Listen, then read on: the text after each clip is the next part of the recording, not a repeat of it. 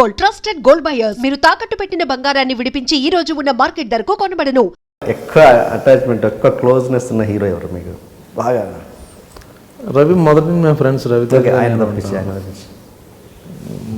పవన్ కళ్యాణ్ బాగా క్లోజ్గా ఉంటాం. ఎందుకు ఆయనకి అంత అంటే ఏదో ఉంటుందిగా, చిన్న లింక్ ఉంటుందిగా?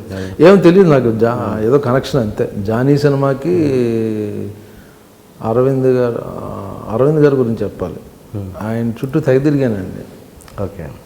గీతా ఆర్ట్స్కి ఎవరెవరో వచ్చి పరిచయం చేసి పలానా ఏదో పరిచయం, ఒక్క సినిమా ఇవ్వాల అల్లు అరవింద్ గారు. ఆయన చేసిన గొప్ప పని ఏంటంటే పవన్ కళ్యాణ్ గారిని పరిచయం చేశాడు అంతే. ఒకసారి చిరంజీవి గారి దగ్గర తీసుకెళ్ళాడు నా పోరు పడలేక. మెడ్రాస్లో మెగాస్టార్ చిరంజీవి గారి ఇంటికి వెళ్తే ఆయన మామూలుగా చూసి ఓకే ఇన్స్టిట్యూట్ అంటే ఆయన ఆల్ ద బెస్ట్, ట్రై చేసి చూద్దాం, నేను లక్ ఎలా ఉంటుందో చెయ్యి, ట్రై చేసి తప్పే ఉందో నేను ఎంకరేజ్ చేశాను. తర్వాత వాళ్ళ ఇంట్లో పెళ్ళి ఏదో జరుగుతుంటే గులాబీ సినిమా రిలీజ్ అప్పుడే ఆయన స్టేజ్ మీద వచ్చి కౌలించుకొని యూ మేడ్ ఇట్ అని కాంప్లిమెంట్ ఇచ్చారు. ఆ తర్వాత చిరంజీవి గారు ఉన్న గొప్పతనం ఏంటంటే అండి, నేను సింధూరం చేశాను రిలీజ్ అయిన వెంటనే మా గుణసాగర్ నాకు బాగా క్లోజ్ ఆయన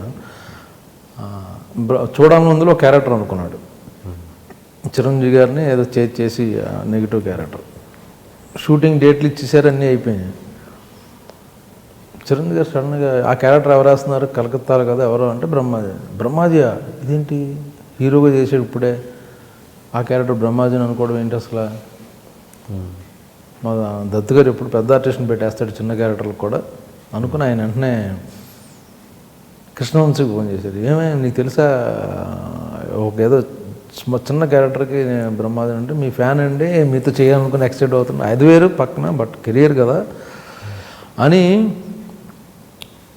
నైట్ 12 o'clockకి గుణశేఖర్ నిద్రలు లేపాడు చిరంజీవి గారు. లేపి అసలు బ్రహ్మాజీని పెట్టుకున్నావు కదా, అసలు స్క్రీన్ ప్లే ఏంటి, ఎలా ప్రజెంట్ చేద్దాం చెప్పు ఒకసారి. కంప్లీట్గా నిన్నాడు.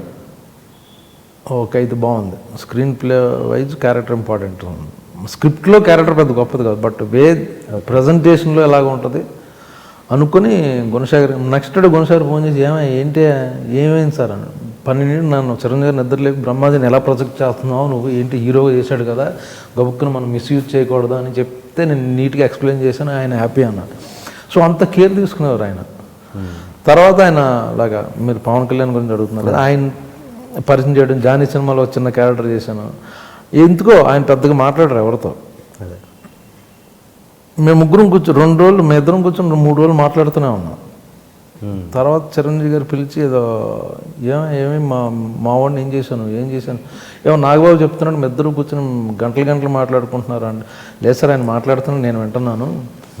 సో అలా అక్కడి నుంచి ఎందుకో క్లోజ్ అయ్యమాట. మీరు చేసింది కూడా పెద్ద ఎక్కువ సినిమాలు కలిసి తర్వాత దాని తర్వాత నేను పెద్ద కలవలేదని.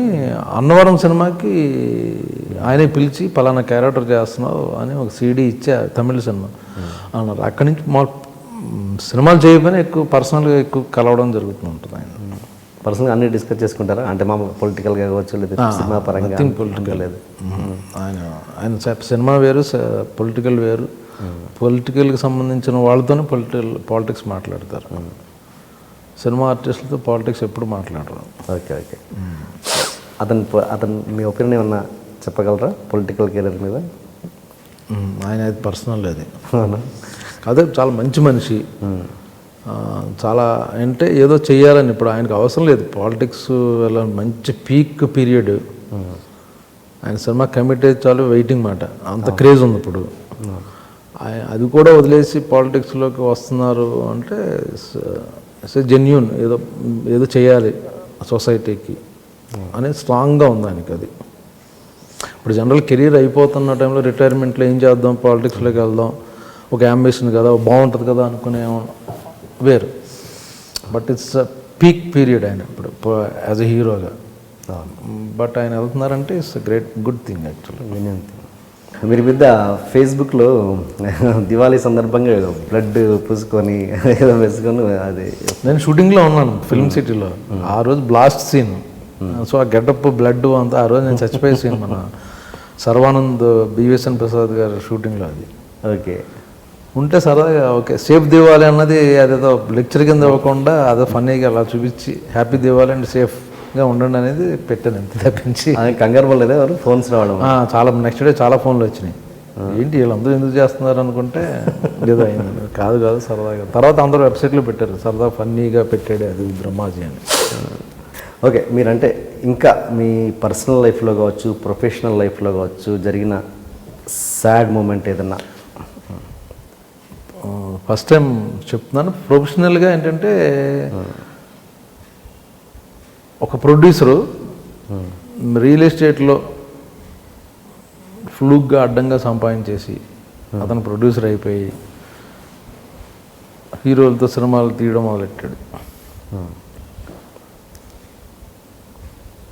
అతనికి అందరూ డేట్లు ఇచ్చారు. బట్ ఏంటంటే అతను వచ్చి యాక్చువల్గా ఇండస్ట్రీని పొల్యూట్ చేసి వెళ్ళిపోయాడు. హీరోకి డైరెక్టర్కి అతను కన్వీనియంట్ కోసం ఇద్దరికి అబద్ధాలు చెప్పేసి ఆయన చెప్పారు ఈయన చెప్పారు బాబు చెప్పాడని డైరెక్టర్కి బాబు ఇలాంటి గేములు నేను చెప్పాను కదా, షార్ట్ కట్ అన్నది షార్ట్ టైమే ఉంటుందని. షార్ట్ కట్లు చేసే పనులన్నీ నిజాయితీగా సిన్సియర్గా డిగ్నిఫైడ్ ప్రొడ్యూసర్స్ ఉన్నారు, మేకర్స్ ఉన్నారు మన ఇండస్ట్రీలో. 20 ఏళ్ళ నుంచి ఒక సంస్థ అంటే పేర్లు ఉన్నాయి.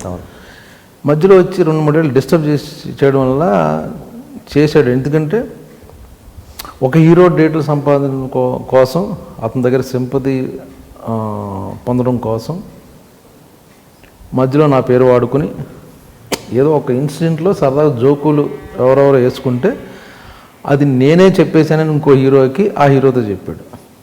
అలాగా నాకు ఆ ఇద్దరు హీరోలకి మధ్య రైవల్ సృష్టించాడు అతను.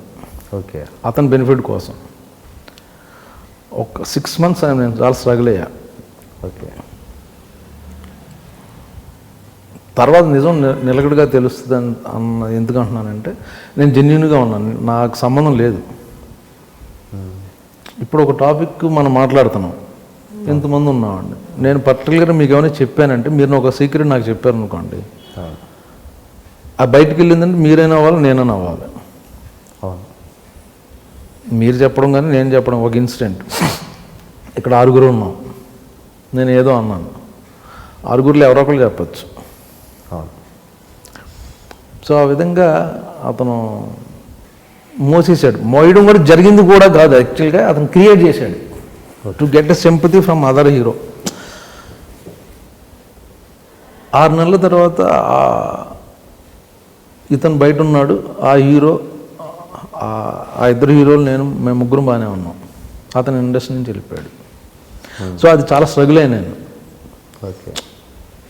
అది చాలా బాగా ఒక 6 నెలల మాట. వాళ్ళిద్దరూ దూరం అయిపోయారు.